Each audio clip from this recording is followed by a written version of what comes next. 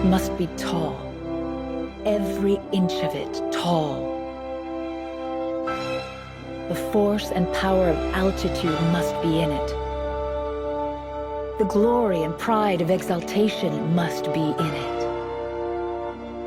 It must be every inch a proud and soaring thing.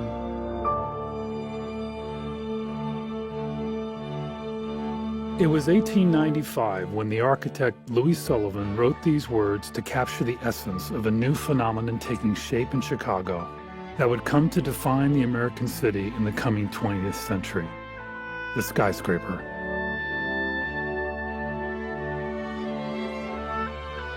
In these fantastic new structures, Louis Sullivan recognized a distinctly American invention that required its own unique expression.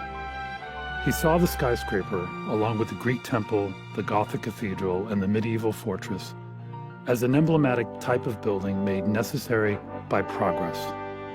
And because of this necessity, its design should reflect its particular purpose. He then linked that assertion to the laws of nature and composed perhaps the most famous phrase ever to come out of his profession. Whether it be the sweeping eagle in his flight, or the open apple blossom, the toiling workhorse, the branching oak, the drifting clouds, over all the coursing sun,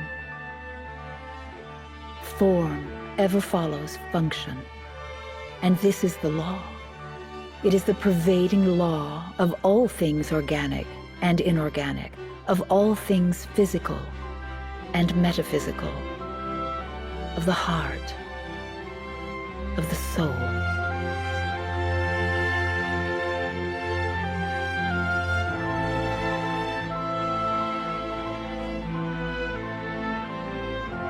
From the 1880s to the 1920s, Louis Sullivan devoted himself to the idea that the United States should have architecture as unique and daring as the nation itself.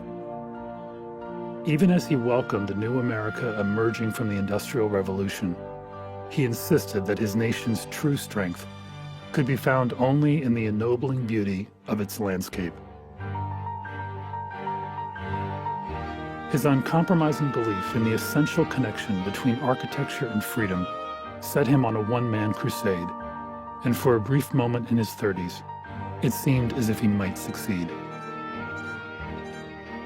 But his voice was drowned out in the mad rush of the Gilded Age to emulate everything European, and he was barely able to make a living for the rest of his life.